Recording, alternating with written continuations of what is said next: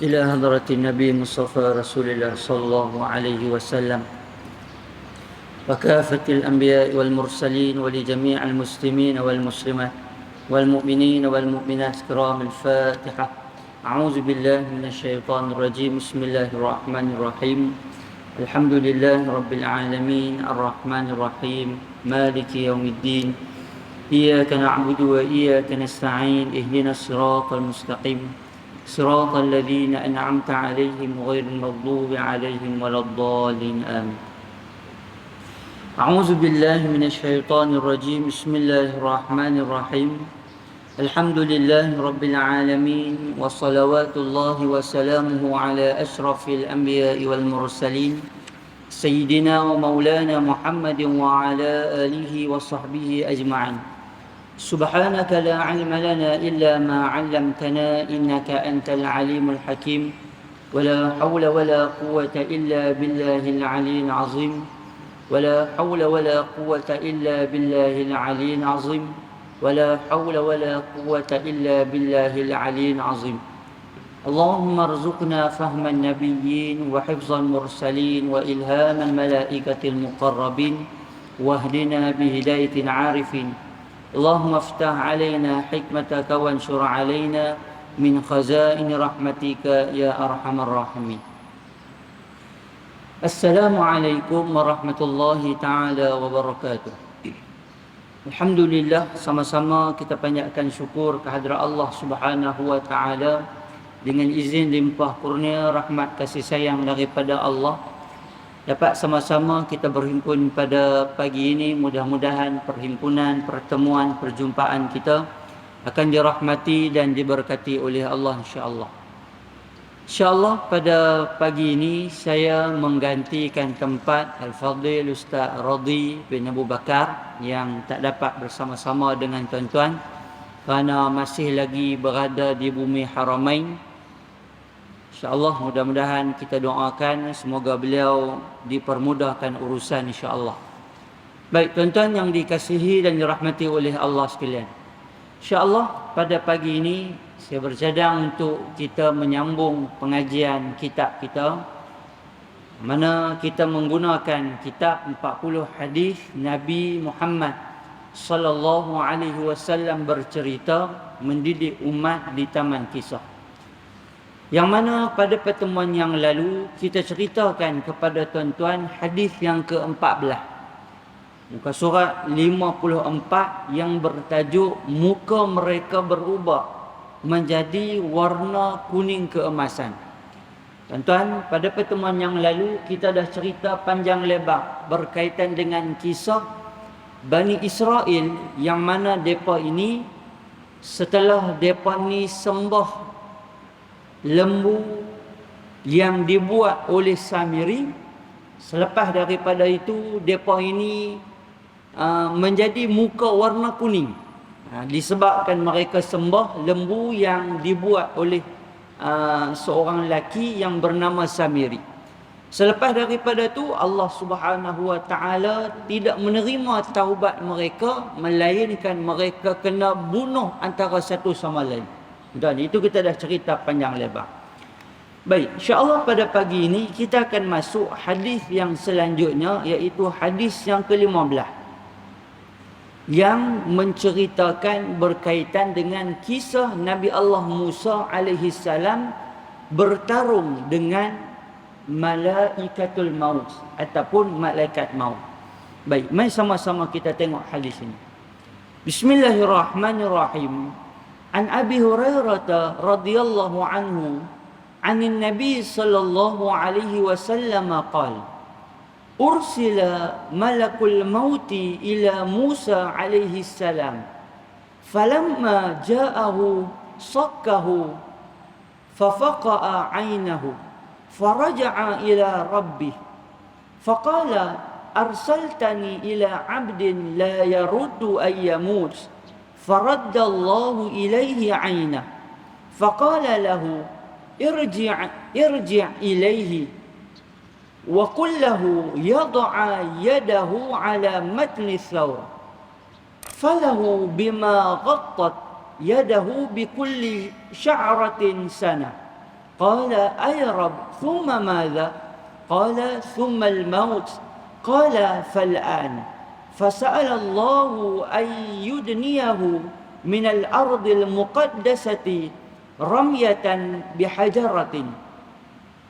Qala Rasulullah sallallahu alaihi wasallam, falau kunta thumma ra'aitukum qabrahu ila janibit tariq tahta al-kathibil ahmar. Muttafaqun alaih. Artinya daripada Abu Hurairah radhiyallahu anhu, kata dia daripada Nabi sallallahu alaihi wasallam, kata Nabi sallallahu alaihi wasallam, malaikat maut dihantar untuk mencabut nyawa Nabi Musa alaihi salam. Baik, tuan-tuan, sebelum kita nak baca panjang lebar, hadis ini cerita berkaitan dengan kisah Allah Subhanahu wa taala cabut nyawa cabut nyawa Nabi Musa alaihi salam. Sebelum kita nak sambung hadis ini, saya nak bawakan kepada tuan-tuan perkataan yang digunakan ataupun nama istilah yang selalu kita sebut, yang selalu kita guna, ataupun yang selalu kita tahu tuan-tuan. Kalau perkataan kita sebut malaikatul maut, nama yang lebih familiar kita panggil apa dia? Israel. Dan itu nama yang familiar kita panggil. Cuma tuan-tuan, dalam Al-Quran ataupun dalam hadis, kata ulama, tidak ada yang disebut dengan nama Israel. Kan, walaupun kita sampai buat lagu lah, sampai lagu tu diulang-ulang daripada zaman kita muda. Kan dulu kumpulan nasyid apa? Kan, yang duk bawa dulu kumpulan nasyid apa? Kan yang orang perempuan dulu ni. Lepas tu mai Akil Hai, mai Munif, mai sampai budak-budak kita lah, sampai dalam sekolah pun duk nasyid hak tu lah. Bila Israel datang memanggil, kan, menggunakan nama Israel. Persoalan dia, Israel itu mai daripada mana? Baik, ulama berbeza pendapat. Dibawakan beberapa hujah. Tetapi yang umumnya, mudah yang saya nak sebut kepada tuan-tuan, tidak ada perkataan Israel itu disebutkan dalam Al-Quran. Itu satu. Kemudian yang kedua, tidak ada perkataan yang digunakan nama Israel itu disebutkan juga di dalam hadis. Tidak ada dalam hadis, tidak ada di dalam Al-Quran. Itu secara jelas. Dan perkataan Israel ini dijumpai, diguna pakai di dalam riwayat Israiliyat. Digunakan daripada perkataan ataupun daripada Israiliyat, digunakan oleh cerita-cerita Israiliyat, menggambarkan bahawa malaikatul maut itu adalah nama dia, diletakkan nama spesifik dia, nama khusus dia adalah malaikat Israel. Baik, itu yang pertama. Yang kedua, adakah salah dengan kita menggunakan nama malaikatul maut itu? Yang lebih tepatnya tuan-tuan, malaikatul maut. Tapi adakah salah sekiranya kita nak menggunakan perkataan Israel? Kan macam kita duk sebutlah ni, malaikat Israel, adakah salah? Maka sebagian ulama menyebut tidak ada salah menggunakan perkataan Israel selagi mana memang Israel itu merujuk kepada malaikatul maut. Bukanlah merujuk kepada makhluk yang lain, bukan merujuk kepada perkara-perkara yang menyebabkan kita itu tidak mendorong kepada malaikatul maut. Secara umumnya memang kita mengetahui malaikatul maut dalam masa yang sama dia juga adalah malaikat Israel, tanpa kita membeza-bezakan antara Israel dan juga malaikatul maut. Baik, jadi tuan-tuan, begitulah kita pegang. Sebab itu dalam kitab yang ditulis oleh Imam Al-Ghazali dalam kitab Ihya Ulumuddin, dia sebut, antaranya disebut beberapa asar, tuan-tuan. Disebutkan sa'ala Ibrahim alaihi wassalatu wassalam nabiyuna alaihi wassalatu wassalam tasliman malaikatul mauti alaihi salam wa ismuhu Israil. Dia kata Nabi Ibrahim alaihi salam bertanya kepada malaikat maut, wa ismuhu Israil. Dia kata wa ismuhu Israil. Dia kata dan namanya Israil. Padanya dua mata. Walahu ainani fi wajhihi wa ainun fi faqahu. Kata dalam kitab Ihya Ulumuddin disebut padanya dua mata. Padanya dua mata pada satu wajah. Satu di belakang lehernya. Kemudian Nabi Ibrahim bersabda, wahai malaikat maut, apa yang kamu lakukan sekiranya satu nyawa di timur dan satu nyawa di barat dalam satu masa yang sama? Nabi Ibrahim pernah tanya kepada malaikat maut, apa yang berlaku sekiranya kamu nak cabut nyawa satu masa yang sama? Satu di timur dan satu di barat. Maka kata malaikat Jibril, disebut malaikat Israel menjawab, aku akan menyeru roh-roh dengan izin Allah Subhanahu wa taala, maka jadikan ianya di antara dua jariku. Nah, abangnya kata malaikat Israel ini malaikat yang hebat, malaikat yang besar, malaikat yang diizinkan oleh Allah Subhanahu wa taala, dia boleh mencabut nyawa dengan mudah. Boleh mencabut nyawa dengan izin daripada Allah Subhanahu wa taala. Baik. Jadi tuan-tuan, kita berpegang macam mana daripada pendapat Israiliyat, perkataan Israel itu daripada perkataan Israiliyat, kita berpegang dengan pendapat mengatakan riwayat yang tidak terdapat dalam syariat, sama ada dalam Al-Quran ataupun dalam hadis, yang mana dia itu tidak bertentangan, prinsipnya kita tidak menerima secara total dan kita juga tidak menolak secara sepenuhnya. Kita tak tolak dan kita juga tak terima secara sepenuhnya. Kita berpegang selagi mana dia tidak lari daripada landasan Al-Quran dan juga hadis, maka kita masih lagi boleh menerima. Baik. Jadi dalam hadis digunakan dengan istilah malakul maut. Macam yang kita baca ini. Baik, kata Nabi sallallahu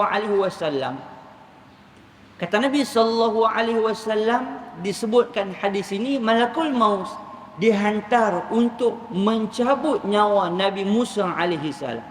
Ini kita cerita ketika mana dah penghujung hayat Nabi Musa alaihi salam. Tuan-tuan, Nabi Musa alaihi salam meninggal dunia 2 tahun selepas kewafatan Nabi Harun alaihi salam. Nabi Harun meninggal dulu, selepas daripada tu barulah Nabi Musa alaihi salam meninggal dunia. Maka Nabi Musa alaihi salam menamparnya sehingga terkeluar matanya. Tuan-tuan, ini Nabi Musa. Bila malaikat maut mai nak cabut nyawa, Nabi Musa tampak. Tampak ni tuan-tuan bukan tampak manusia biasa. Tampak manusia biasa dah pun Allah Ta'ala sebut faqadha, mati kawan tu. Ini kan pula tampak malaikat maut. Tampak malaikat maut ni taklah sampai mati, tapi sampai terkeluar biji mata. Allahu Rabbi. Malaikat maut pun pulang dan berkata kepada Tuhan, wahai Tuhan, engkau telah menghantarkan aku kepada seorang hamba yang tidak mau mati.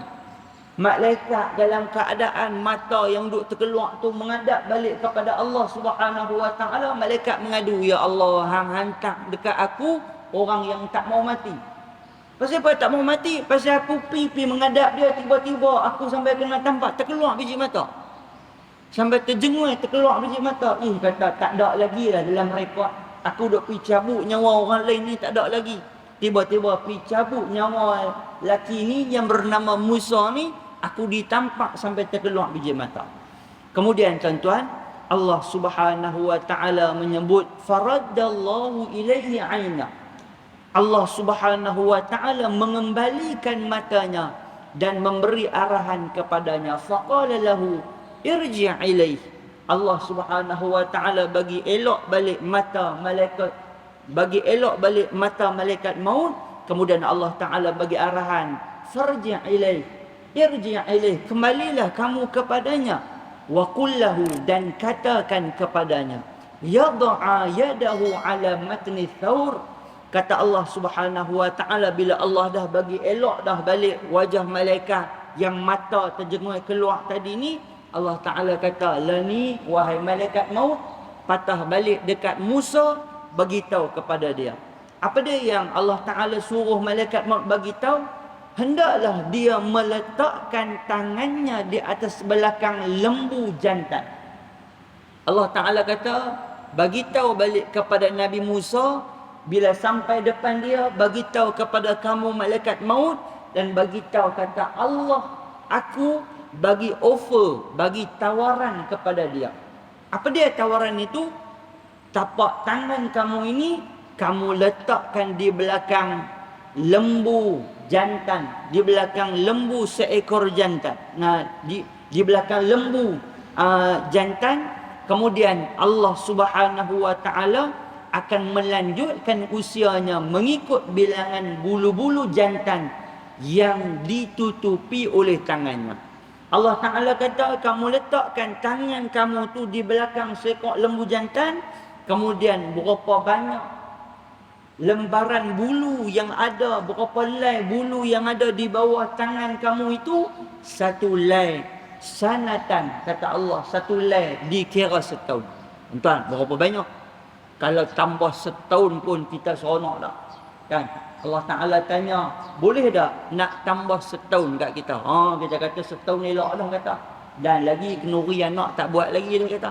Kan, hak nu tak dan, hak ni tak dan lagi, setahun tu kira cukup dah. Kan? Kita, kalau kita macam tu. Kemudian tuan-tuan, kata Nabi SAW, bagi setiap helai bulu akan dilanjutkan usianya selama setahun.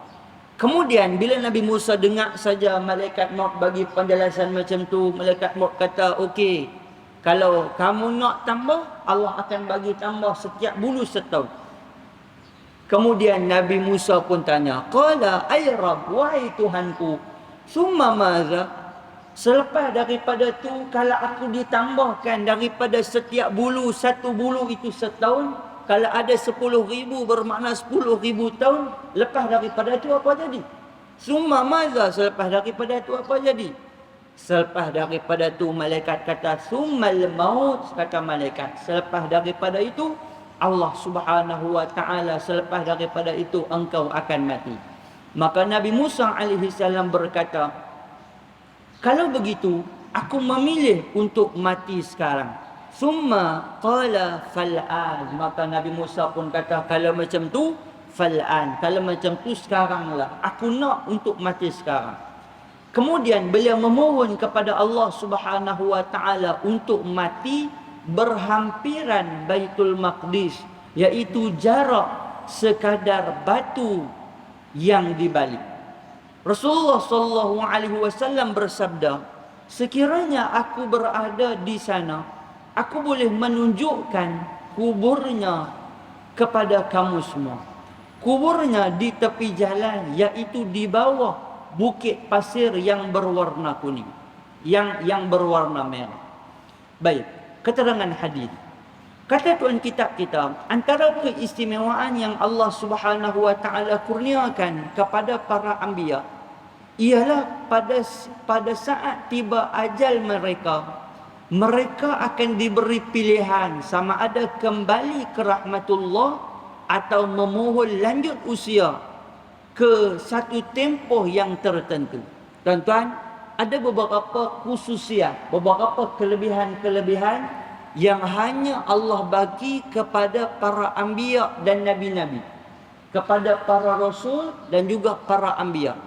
Antaranya, Allah akan bagi offer, Allah akan bagi tawaran kepada semua nabi-nabi, iaitu diberi pilihan sama ada nak dilanjutkan usia ataupun nak mati lalas. Ini semua nabi, Allah akan bagi pilihan kepada semua nabi. Dan tuan-tuan, nabi-nabi ini dia ada beberapa kelebihan-kelebihan yang tidak Allah bagi kepada nabi-nabi, tidak Allah bagi kepada manusia biasa. Dan antara yang Allah bagi inilah yang disebutkan dalam hadis kita ni, iaitu umur diberi, boleh umur extend, ataupun meninggal dunia lah ni. Tuan-tuan, sebab itu pilihan ini tak diberi kepada kita.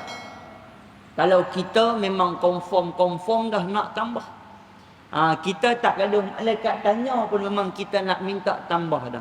Tapi khususiat ini, kelebihan ini diberi kepada malaikat. Bila dah sampai di hujung waktu, dah sampai di waktu dia, malaikat akan mai bertemu dengan nabi-nabi, kemudian malaikat akan nyatakan bahawa kamu akan dicabut nyawa. Kan kita pernah cerita hadis yang awal dulu. Cerita ketika mana malaikat Jibril dan juga beberapa orang malaikat mai bertemu dengan Nabi Adam AS. Mai bertanya kepada Nabi Adam AS, mai mengajak kepada anak-anak Nabi Adam AS macam mana cara kafan, macam mana cara menyimpan jenazah, macam mana cara memandikan jenazah, dan macam mana cara mengebumikan jenazah. Kan? Malaikat mengajarkan kepada nabi-nabi, kepada anak Nabi Adam. Dan sebelum daripada tu ditawarkan juga seperti mana ditawarkan kepada Nabi Musa alaihissalam berkaitan dengan panjangnya umur ataupun dia nak untuk meninggal sekarang. Dan sudah menjadi kebiasaan para anbiya, apabila diberi pilihan antara mati dan lanjut usia, mereka akan memilih untuk mati, untuk bertemu Allah Subhanahu wa taala. Tuan-tuan, walaupun para nabi-nabi diberikan pilihan sama ada mereka ini nak lanjutkan usia ataupun nak matilah ni, semua nabi-nabi meminta untuk dimatikan sekarang sebab nak bertemu dengan Allah Subhanahu wa taala. Mereka merindui Allah Subhanahu wa taala.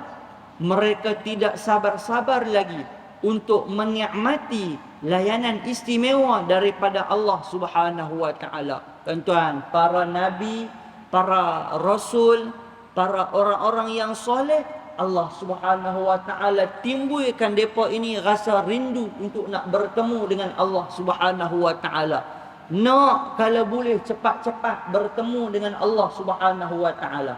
Tuan-tuan, pernah dalam satu hadis diceritakan kepada kita, orang-orang yang soleh, orang-orang yang telah terdahulu meninggal dunia sebelum daripada kita, tuan-tuan, berdoa cepat-cepat kepada Allah Subhanahu wa taala untuk dicepatkan hari kiamat, untuk dicepatkan mahsyar, untuk dicepatkan bertemu dengan Allah Subhanahu wa taala. Sebab terlampau seronoknya depa ni bertemu dengan Allah, terutama ketika mana hari pertama kematian depa. Seronok, tuan-tuan, berbanding orang yang diazab oleh Allah Subhanahu wa taala ketika hari kematian. Dah dinampakkan kedahsyatan azab yang nak diterima, sehingga akan depa minta apa dia? Ya Allah, kalau boleh aku nak supaya dipanjangkan lagi untuk aku tidak bertemu cepat dengan hari mahsyar, dengan hari azab, dengan neraka, dengan hari akhirat. Banding orang beriman, kalau boleh nak cepat-cepat bertemu dengan Allah Subhanahu wa taala. Sebab itu, tuan-tuan, tuan imam kita tadi minta doa, dua doa yang saya kira cukup baik. Doa ni kalau boleh tiap hari tuan-tuan baca. Dan ada doa yang satu yang tuan imam kita Ustaz Fadil baca tadi ni, doa yang tuan-tuan baca setiap pagi. Allahumma inna nas'aluka khaira hadzal yaum. Ya Allah, ya Tuhanku, aku minta kebaikan pada hari ini. Wa barakatahu wa huda. Minta keberkatan pada hari ini dan minta petunjuk pada hari ini. Tuan-tuan, itu setiap pagi tuan-tuan kena baca. Ada orang dia ubah yaum hadzal lail, dia baca pagi dan malam. Allahumma inna nas'aluka khaira hadzal yaum, fathahu wa nurahu wa barakatahu wa huda.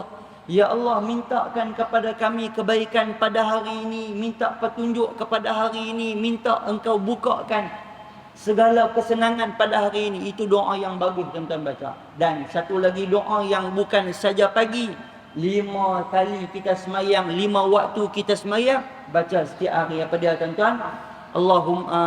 Allahumma khtim lana bi husnil khatimah. Ya Allah, engkau matikan kami dalam keadaan yang baik. Wala takhtim alaina, dan jangan engkau matikan kami dalam keadaan yang buruk.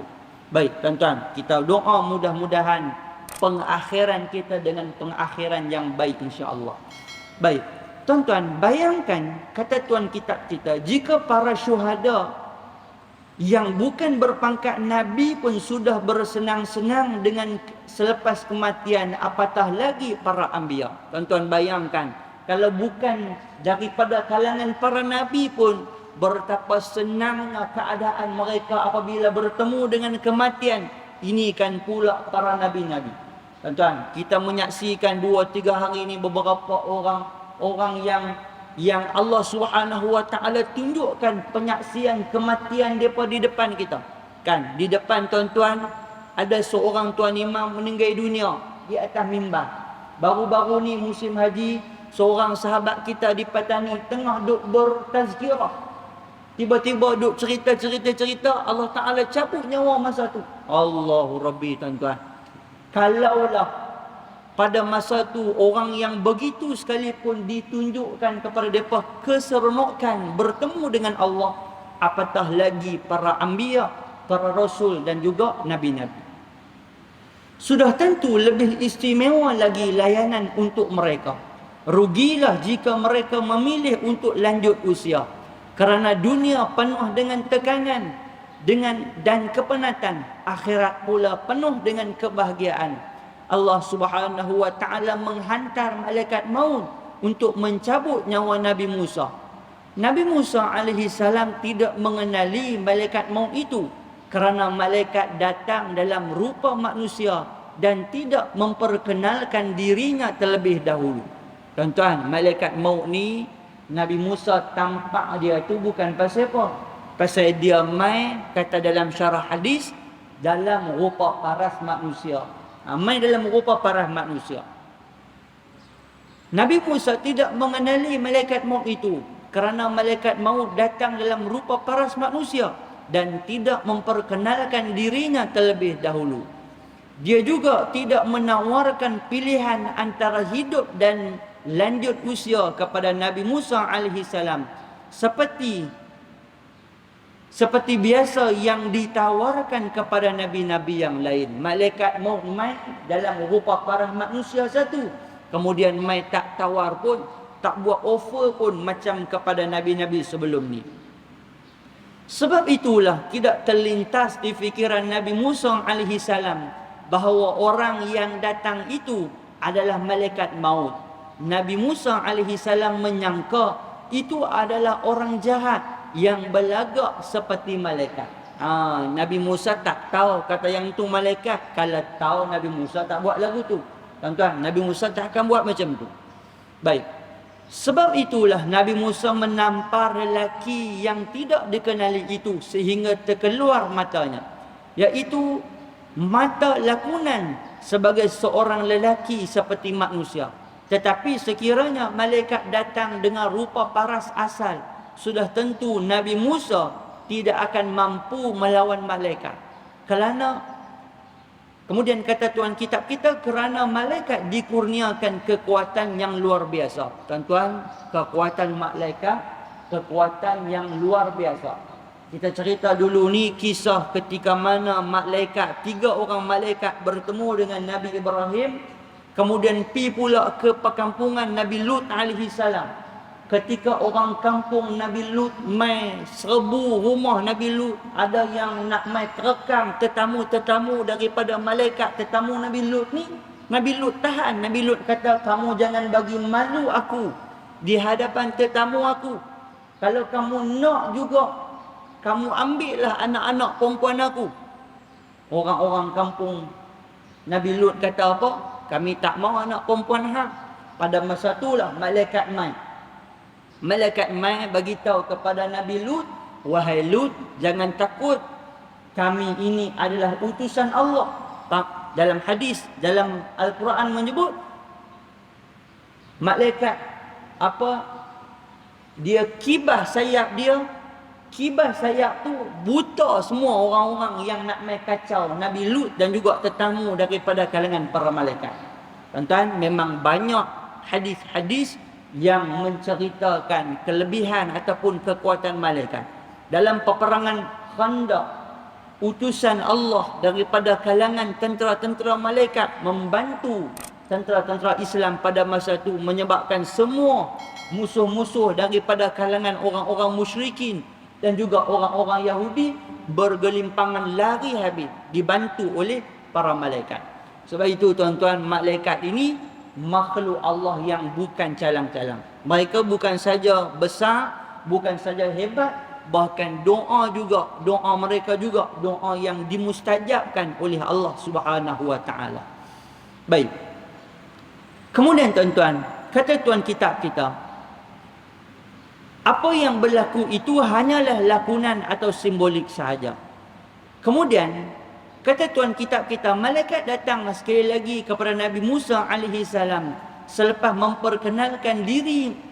Beliau memberi pilihan kepada Nabi Musa sama ada memilih mati, yakni bertemu Allah Subhanahu wa taala, atau memilih lanjut usia dengan cara meletakkan tapak tangan di atas kulit unta jantan. Nabi Musa memilih bertemu Allah dan memohon agar dijadikan kematiannya berdekatan dengan bumi suci Baitul Maqdis sejauh balingan sebiji batu. Allah Subhanahu wa taala memperkenankan permohonannya itu. Tuan-tuan, macam kita cerita sebelum ini, ketika mana Bani Israel tidak boleh dikeluarkan daripada padang teh, daripada kawasan padang teh itu tak boleh keluar selama 40 tahun. Pada masa itulah Nabi Musa berpisah dengan Bani Israel. Dan selepas daripada itu, Nabi Musa minta untuk Allah Subhanahu wa taala mematikan beliau dekat dengan Baitul Maqdis. Pasal apa tuan-tuan? Pasal memang berhajat betul Nabi Musa ni nak sangat-sangat supaya Bani Israel, kaum dia ini berjaya masuk ke dalam Baitul Maqdis di bawah tangan dia. Kalau boleh dia nak sangat masuk, tetapi oleh kerana Bani Israel dengan ketegaknya tak mau ikut cakap arahan Nabi Musa, lawan pula apa yang Nabi Musa arahkan, akhirnya Nabi Musa minta kepada Allah, ya Allah, sekurang-kurangnya matikan aku ni dekat dengan kawasan Baitul Maqdis. Baik. Beliau tidak meminta dikebumikan di Baitul Maqdis kerana Allah Subhanahu wa taala mengharamkan Bani Israel memasuki Baitul Maqdis selama 40 tahun. Pada malam Isra' Mi'raj, Nabi Muhammad sallallahu alaihi wasallam dibawa menziarahi perkuburan Nabi Allah Musa alaihi salam di tempat yang bernama Kasif Al-Ahmar. Ada satu bukit yang mana bukit itu berkawasan ataupun tanah dia tu kawasan yang kita kata macam tanah merah. Di sekitar kawasan itulah perkuburan Nabi Allah Musa alaihi salam. Baik, hadis yang ke-16. Kita terus nak masuk hadis yang ke-16. Sebab hadis ni pendek ya. Jibril alaihi salam menyumbat lumpur laut ke dalam mulut Firaun. An Ibni Abbas radhiyallahu anhuma qala anna an-nabiy sallallahu alaihi wasallam qala لما أغرق الله فرعون قال آمنت أنه لا إله إلا الذي آمنت به بنو إسرائيل سورة يونس قال جبريل يا محمد فلو رأيتني وأنا آخذ من حال البحر فأحدث فيه مخافة أن تدركه رحمة Rawahu Tirmizi wa qala hadza hadisun hasan. Daripada Ibnu Abbas radhiyallahu anhu, sesungguhnya Nabi sallallahu alaihi wasallam bersabda. Kata Nabi sallallahu alaihi wasallam, Firaun berkata ketika Allah Subhanahu wa taala menenggelamkannya. Baik tuan-tuan, ini cerita babak ketika mana Firaun nak meninggal dunia. Yang tadi kita cerita Nabi Musa alaihi salam meninggal dunia. Ini kita nak cerita pula Firaun meninggal dunia.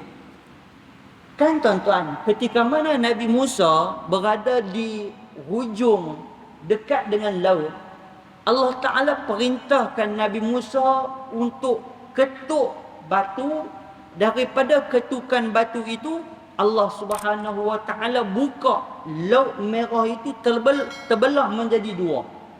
Tuan-tuan, terbelah menjadi dua, bukan dua belah. Terbelah itu menjadi dua. Daripada situ laluan yang Allah berikan izin kepada semua Bani Israel pada masa itu diselamatkan oleh Allah Subhanahu wa taala sampai ke seberang. Tuan-tuan, sampai ke seberang. Baik. Sebab ada beberapa cerita yang kita pernah dengar, dibelah itu menjadi dua belah, bukan jadi dua belah, tuan-tuan. Dia jadi dua. Terbelah tu jadi dua. Yang jadi dua belah tu bila? Ketika mana Nabi Musa bagi minum daripada batu yang Nabi Musa ketuk juga, daripada situ fanfajarat isna ashar ainain. Dalam Quran Allah Ta'ala sebut terpecah keluar ada 12 pancaran air mata. Air mata air daripada celah batu. Itu betul dua belah.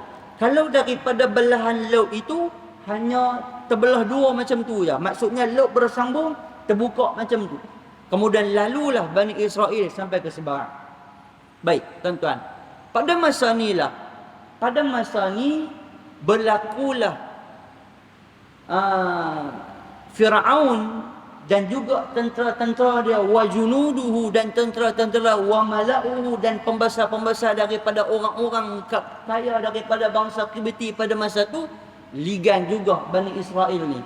Tuan-tuan, pengakhirannya apa? Tidak sempat mereka sampai seberang, Allah Subhanahu wa taala perintahkan untuk laut yang terbuka tadi tu tutup balik. Laut yang asal terbelah dua macam tu tutup balik. Tuan-tuan, pada masa ni Firaun, sebelum kita nak cerita sikit saja, saya nak ambil gambaran sikit. Tuan-tuan, Firaun dia ni memang terkenal dengan seorang pemerintah yang cukup zalim. Zalim, jahat. Tapi sebab apa? Ketika mana dia memerintah Firaun, ketika mana dia memerintah Mesir, dia berjaya menjadi pemerintah yang berjaya mempengaruhi rakyat dia. Dalam Quran Allah Subhanahu wa taala rakamkan Firaun ini antara kebejayaan dia, antara berjayanya dia dalam tampuk pemerintahan dia, kerana dia ni berjaya menjadikan rakyat dia ni tak cerdik, ataupun mudah kita kata ni berjaya menjadikan rakyat dia ni bodoh. Dengan kebodohan rakyat dia ni, akhirnya rakyat dia ni dengar cakap dia dan ikut perintah dia. Dan satu lagi sentimen yang digunakan ataupun faktor yang digunakan oleh Firaun apa dia? Dia menakut-nakutkan rakyat dia dengan sihir. Dia bagi rakyat dia jadi bodoh. Kemudian yang kedua, dia bagi rakyat dia ni takut dengan sihir-sihir yang ada. Akhirnya tuan-tuan, apa yang berlaku? Semua rakyat-rakyat dia, termasuk Bani Israel sebelum kedatangan Nabi Musa, semua ikut telunjuk Firaun. Walaupun Firaun tu begitu zalim. Zalim, tuan-tuan, jahat. Sehingga kan dalam Quran, kita jangan katalah dalam Al-Quran, dalam Quran Firaun adalah manusia yang cukup jahat. Dan memang tidak ada manusia yang sejahat Firaun ini. Memang jahat sungguh Firaun ini. Baik. Ketika mana di hujung usia, balik pada hadis, ketika mana di hujung usia tuan-tuan, dekat-dekat dengan Allah Subhanahu wa taala nak mati dah, nak rapat dah laut, dah nak matikan dah Firaun ini, pada masa tu dia sebut tuan-tuan. Ni dalam ayat surah Yunus dia sebut, qala amantu annahu la ilaha allazi amanat bihi banu Israel. Dekat-dekat nak mati Firaun sebut. Ketika mana Allah Subhanahu wa taala nak menenggelamkannya, dia menyebut, aku beriman sesungguhnya tiada Tuhan kecuali Tuhan yang diimani oleh Bani Israel.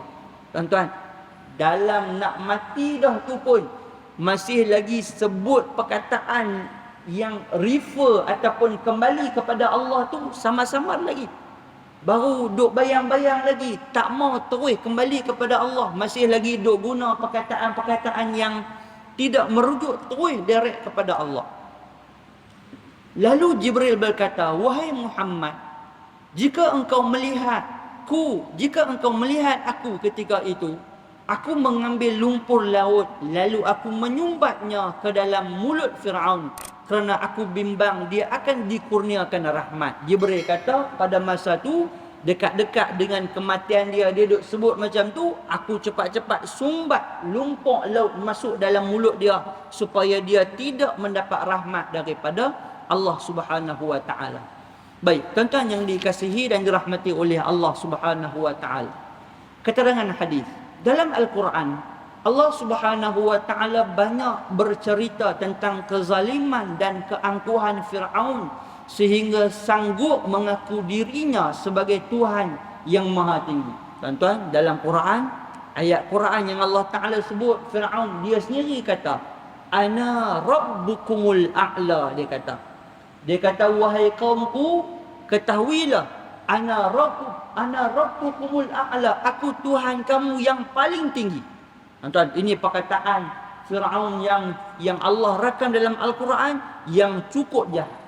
Tuan-tuan, iblis, walaupun kita tahu dia ini makhluk yang dimurkai Allah, tapi dia tak mengaku Tuhan. Fir'aun ini lebih hebat. Dia mengaku diri dia ni sampai dia Tuhan. Dia lebih dahsyat lagi daripada iblis. Kalau iblis memang dia mengaku, kata dia ini tidak ikut kepada agama Allah, dia sombong dengan arahan Allah, tapi dia tak mengaku Tuhan. Tapi Fir'aun dahsyat dia, sampai dia mengaku kata dia Tuhan. Sampai dia sebut, Ana Rabbukumul A'la, aku Tuhan kamu yang maha tinggi. Allah Subhanahu wa ta'ala juga menceritakan bagaimana beliau mati terbunuh kelemasan di dalam laut. Jibril alaihi salam bercerita kepada Nabi Muhammad sallallahu alaihi wasallam bahawa Fir'aun berkata ketika tenggelam dalam air, Amantu annahu la ilaha illa alladhi amanat bihi Banu Israel. Artinya, aku beriman sesungguhnya tiada Tuhan kecuali Tuhan yang diimani oleh Bani Israel. Lalu Jibril alaihi salam mengambil lumpur laut dan menyumbat ke dalam mulut Fir'aun kerana bimbang dia dikurniakan rahmat.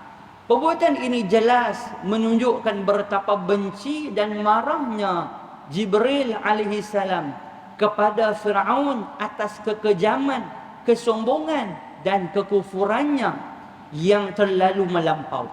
Lihatlah betapa sombongnya Fir'aun ketika dirinya sudah nazak, beliau masih tidak mau menyebut nama Allah.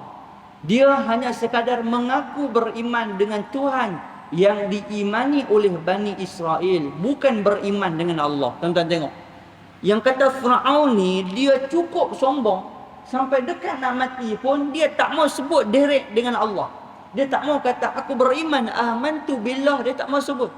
Dia bukan tak kenal Allah, dia bukan tak tahu perkataan Allah, dia tahu. Dia bukan tak tahu yang Nabi Musa ni ajak dia beriman dengan Allah, tapi dia masih lagi guna perkataan yang masih lagi tak mau sebut. Kata dia tu nak mati dalam keadaan beriman kepada Allah. Dalam nak mati dah pun sombong lagi. Tuan, beberapa kaum yang memang Allah Ta'ala tunjuk kesombongan mereka ini, dan mati dalam sombong mereka tu juga. Ketika mana kaum Lut yang tadi ni kita kata ni, hak yang bila dah dikibah oleh malaikat buta mata tu, tuan-tuan, buta mata ni, dalam duk buta mata tu duk lari ni, depa kata hang tunggu Lut, kami patah balik mai. Tuan-tuan, ni depa ni sombong punya tak sangka-sangka ni. Dalam malaikat dah kibah dah sayap, buta dah mata, sakit dah mata, kira tak nampak dah penglihatan mereka. Sambil-sambil duk lari tu, mereka duk kata, Lut hang jaga, kami patah balik mai, kami pukul hang balik. Tuan-tuan, sampai macam tu. Sampai macam tu yang kata sombongnya. Begitu juga kaum Ad, kaum Samud pun sama. Ketika mana Nabi Hud alaihi salam bagi peringatan kepada mereka, mereka sebut apa? Wa'mai kepada kami cepat-cepat. Ista'jallana, wa'mai kepada kami cepat-cepat. Azab yang hang nak turun kepada kami, wa'mai cepat-cepat. Tuan, ini orang yang sombong kepada Allah Subhanahu wa ta'ala. Sebab itu dalam Quran, dalam surah Yunus juga, pada ayat surah Yunus pada ayat yang selanjutnya, Allah Subhanahu wa taala sebut. Kalau dalam hadis kita ni disebutkan ayat 90.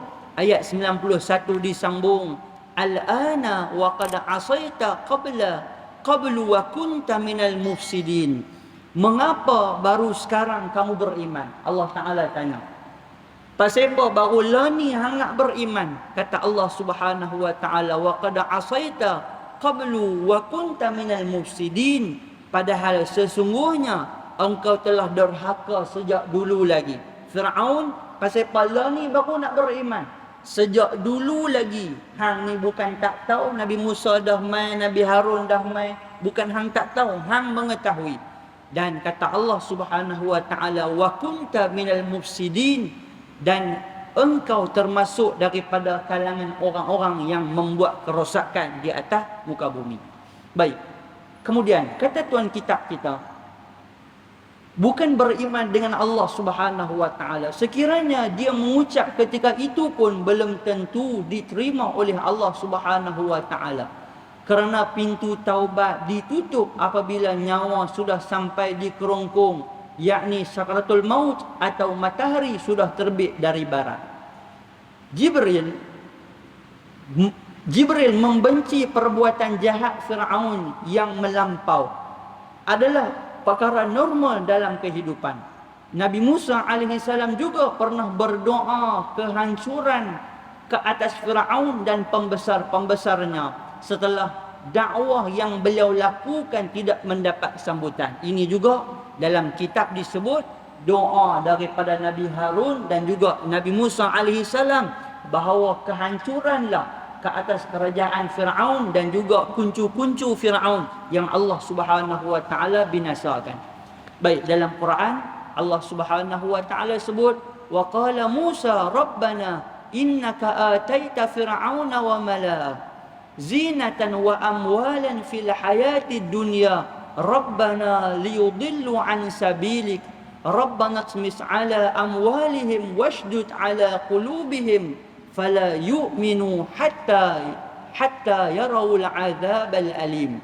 Dan Musa alaihi salam berkata, wahai Tuhan kami, sesungguhnya engkau memberi perhiasan dan harta kekayaan kepada Firaun dan pembesar-pembesarnya. Tuan-tuan, Firaun dan juga bangsa Qibti daripada kalangan pembesar-pembesar ini, semua Allah Subhanahu wa taala beri kepada dia ni segala-galanya. Allah beri kepada Firaun ni segala-galanya. Takhta, kekayaan, kesihatan, kerajaan, semua Allah bagi. Tapi semua itu hanya zina, kata dalam Quran. Zina ni apa? Perhiasan. Tak ada apa pun. Hanya mengamuri mata. Selepas daripada tu kamu dibinasakan oleh Allah Subhanahu wa taala. Baik. Kemudian kata Allah Subhanahu wa taala, wahai Tuhan kami, perhiasan dan harta itu menyebabkan mereka menyesatkan manusia dari jalan-Mu. Wahai Tuhan kami, binasakanlah harta mereka dan kuncikanlah hati mereka sehingga mereka tidak beriman, sehingga mereka melihat azab yang pedih. Ini doa daripada Nabi Musa. Nabi Musa kata, jangan bagi mereka ni beriman, biarlah mereka melihat azab yang pedih daripada Allah Subhanahu wa taala. Baik, tuan-tuan yang dikasihi dan dirahmati oleh Allah sekalian. Jadi selepas daripada tu Firaun ini dimatikan oleh Allah Subhanahu wa taala di dalam Laut Merah, dan semua yang mengikut Firaun pada masa itu juga dimatikan oleh Allah Subhanahu wa taala dengan cara yang sama. Baik, tuan-tuan, ada beberapa kajian lah yang dibuat. Ini sajalah tambahan. Beberapa kajian yang dibuat. Siapa Firaun yang menjadi pemerintah di zaman Nabi Musa alaihi salam?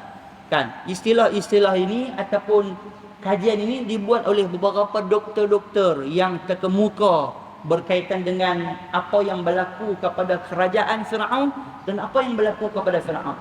Kalau ikut kepada nama hari ini, tuan-tuan, nama yang digunakan pakai hari ini kepada Firaun, kalau hari ini lebih digunakan dengan nama Ramses. Kan, Ramses 1, Ramses 2, dan ada anak kepada Ramses. Ada yang kata yang nombor 1 tu Ramses 1, ada juga yang kata Ramses 2. Dan ada yang kata ketika mana dikaji Ramses II ni, dijumpai pada mumia dia, pada mayat Firaun ini, kesan-kesan garam yang begitu tinggi. Kesan garam yang begitu tinggi. Ada seorang doktor tuan-tuan, dia buat kajian yang akhirnya dia juga masuk Islam. Dia orang barat, dia buat kajian, dia bawa mumia ataupun mayat Firaun ini pergi ke negara dia, kemudian dia buat kajian, dia juga beriman. Dia juga beriman kepada Allah. Selepas dia tengok balik dalam Quran, Allah Subhanahu Wa Taala sebut, Allah Subhanahu Wa Taala dah sebut terlebih dahulu bahawa Firaun ini dimatikan dalam laut. Bila dia buat kajian, memang sungguh dalam badan Firaun itu sendiri memang ada kesan-kesan garam yang cukup banyak dan tinggi. Dan ada juga yang disebutkan selepas daripada Firaun ini dimatikan, kemudian mayat dia ni diangkat semula, kemudian diangkat dan dimumiakan balik, dibalutkan balik, dimumiakan ni, dimasukkan balik bahan-bahan untuk nak mengekalkan balik dia punya ketulinan badan ini. Dan sampai hari ini, wallahu alam, sampai hari ini masih lagi ada kesan-kesan daripada peninggalan daripada Firaun. Baik, bab tu tuan-tuan kita tak perlu berkelai panjang. Kadang-kadang ada orang dia jadi berkelai pula. Bab tu kita tak perlu berkelai. Yang kita nak kena faham hari ni bahawa Firaun itu adalah satu susuk tubuh yang Allah Subhanahu Wa Taala cukup murkai. Dan apa yang Allah Subhanahu Wa Taala nak kita ambil pengajaran apa dia? Jangan kita berlaku zalim seperti mana dia. Jangan kita berlaku sombong seperti mana Firaun sombong kepada Allah Subhanahu Wa Taala. Baik, tuan-tuan yang dikasihi dan dirahmati oleh Allah sekalian. Jadi daripada dua hadis ini tuan-tuan, satu pengajaran mudah yang saya nak ajak tuan-tuan untuk sama-sama kita ambil. Apa dia tuan-tuan? Kedua-dua hadis ini menceritakan kepada kita berkaitan dengan kematian. Dua-dua tuan-tuan, cerita Nabi Musa, cerita kematian, cerita Firaun juga adalah cerita kematian. Tuan-tuan, kita semua ini adalah calon-calon bakal jenazah semua. Nombor dah ada dah tuan-tuan. Cuma tunggu nak panggil je. Kan, kita pergi kaunter kerajaan, kita tekan nak ambil nombor, kita tunggu giliran bila kita akan dipanggil. Kita semua ni bakal jenazah macam Firaun, bakal jenazah macam Nabi Musa alaihi salam juga. Semua kita, pengakhiran kita akan berakhir dengan bagaimana seperti mana yang berlaku semua kepada kawan-kawan kita, sahabat-sahabat kita. Dan tuan-tuan, yang paling pentingnya apa dia? Kita berdoa kepada Allah Subhanahu Wa Taala pengakhiran kita, penghujung kita, akhir kita menjadi akhir orang-orang yang baik, akhir dalam keadaan yang diredai oleh Allah Subhanahu Wa Taala, bukanlah dalam keadaan seperti mana yang dimurkai, yang diazab, yang tidak diredai oleh Allah Subhanahu Wa Taala. Baik, tuan-tuan yang dikasihi dan dirahmati oleh Allah sekalian, insya-Allah pertemuan akan datang kita akan masuk hadis yang ke-17. Baik, selepas daripada ni tuan-tuan, kita akan cerita tentang zaman-zaman internal. Apa maksud zaman-zaman internal ni? Zaman-zaman selepas daripada Nabi Musa alaihi salam. Kerana selepas daripada zaman Nabi Musa, sebelum nak bertemu dengan zaman Nabi Daud alaihi salam, zaman Nabi Sulaiman, ada beberapa orang nabi-nabi yang mereka masih lagi memimpin Bani Israel, yang kita akan cerita. Yang mana cerita itu insya-Allah kita akan masuk dalam cerita hadis yang ke-17 yang bertajuk tangan melekat angkara khianat. Ini kita akan cerita pada pertemuan akan datang. Siapa nabi tersebut, apa nabi tersebut, dan beberapa nabi-nabi yang kita akan cerita selepas daripada ini insya-Allah. Baik tuan-tuan, insya-Allah mudah-mudahan apa yang kita sebut pada pagi ini ada kebaikan kepada kita semua. Mudah-mudahan Allah Subhanahu Wa Taala mudahkan urusan kita, lancarkan urusan kita untuk kita beramal dengan apa yang kita sebut pada pagi ini. Yang baik datang daripada Allah, yang buruk kelemahan dan kekurangan daripada diri saya. Saya ucapkan terima kasih kepada tuan-tuan. yang sudi menunggu melapangkan masa pada pagi ini. Mudah-mudahan Allah ganti masa tuan-tuan dengan masa yang lebih baik insya-Allah. Allah Subhanahu wa taala alam bisawab. Al-Fatihah. A'udzubillahi minasyaitonir rajim. Bismillahirrahmanirrahim. Iyyaka na'budu wa iyyaka nasta'in. Ihdinas siratal mustaqim. Siratal mustaqim. Bismillahirrahmanirrahim. Allahumma astur ayubana wa ayuba muallimin 'anna wa la tuzhib barakata 'ulumihim 'anna bi rahmatika ya arhamar rahimin. Allahumma faqihna fid din wa 'allimna ta'wil. Allahumma faqihna fid din wa 'allimna ta'wil. Allahumma faqihna fid din wa 'allimna ta'wil. Allahumma ahsin 'aqibatana fil umuri kulliha wa ajirna min khizyi dunya wa 'adzabil akhirah. Rabbana atina fid dunya hasanah wa fil akhirati hasanatan wa qina 'adzaban nar. Sallallahu ala Muhammad wa ala alihi wa sahbihi wa baraka wa sallam. Alhamdulillahi rabbil alamin. Assalamualaikum warahmatullahi wabarakatuh.